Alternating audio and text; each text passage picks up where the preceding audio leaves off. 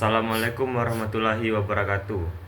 Perkenalkan, nama saya Dafa Adan Ramadhani dari Fakultas Hukum kelas 1C dengan NIM 4012411198. Saya ingin mempresentasikan materi tentang hukum dagang. Hukum dagang, pengertian hukum dagang.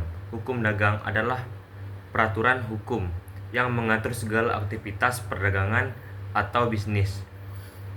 Tujuan utama hukum dagang adalah menciptakan kepastian hukum, keadilan, dan efisiensi dalam dunia bisnis. Hukum dagang memiliki beberapa tujuan. 1. Menciptakan kepastian hukum bagi pelaku bisnis, mengatur hubungan antara pihak-pihak yang terlibat dalam dunia bisnis, melindungi hak produsen dan konsumen, memastikan integritas dan dalam setiap transaksi, menjamin berfungsinya keamanan mekanisme pasar secara efisien dan lancar, melindungi berbagai jenis usaha, khususnya untuk jenis usaha kecil menengah atau UKM, membantu memperbaiki sistem keuangan dan perbankan, memberikan perlindungan kepada pelaku ekonomi atau pelaku usaha, melaksanakan perdagangan yang aman dan adil untuk semua pedagang dan menyelesaikan sengketa perdagangan. Dan sumber hukum dagang di Indonesia diatur dalam beberapa hukum, yaitu diantaranya 1. Hukum tertulis yang dikodifikasi ada 2, yaitu Kitab Undang-Undang Hukum Dagang atau KUHD dan Kitab Undang-Undang Hukum Perdata atau KUHPER. Kedua, hukum tertulis yang tidak terkodifikasi.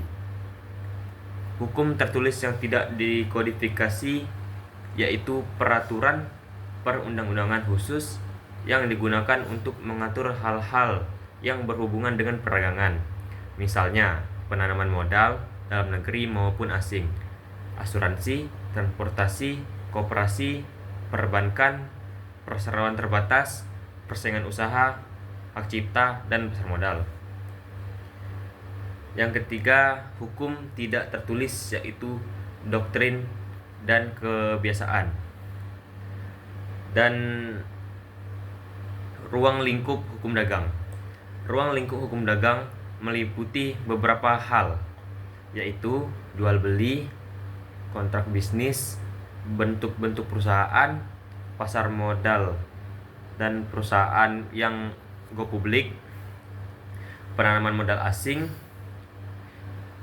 merger atau akuisisi perusahaan, pengkreditan dan pembiayaan, jaminan utang, bentuk-bentuk perusahaan, pasar modal dan perusahaan yang go publik, penanaman modal asing, merger atau akuisisi perusahaan, pengkreditan dan pembiayaan, jaminan utang, surat berharga, hak atas kekayaan intelektual, perlindungan konsumen, anti monopoli, asuransi, perpajakan, penyelesaian sengketa bisnis, bisnis internasional, dan hukum pengangkutan antara lain darat, laut, dan udara. Objek hukum dagang. Objek hukum dagang adalah yaitu benda atau hak yang dimiliki oleh subjek hukum dagang dan dapat diperdagangkan atau diusahakan untuk memperoleh keuntungan. Contohnya, barang tetap seperti tanah yang dapat menjadi objek hukum dagang.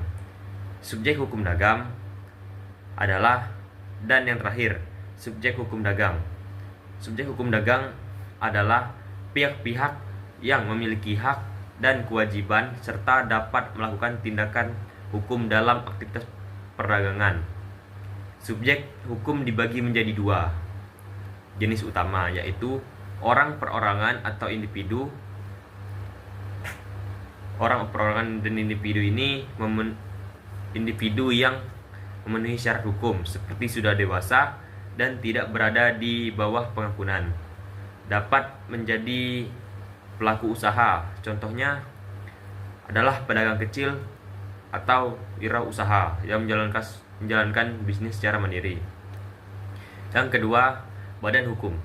Badan hukum adalah entitas yang diakui oleh badan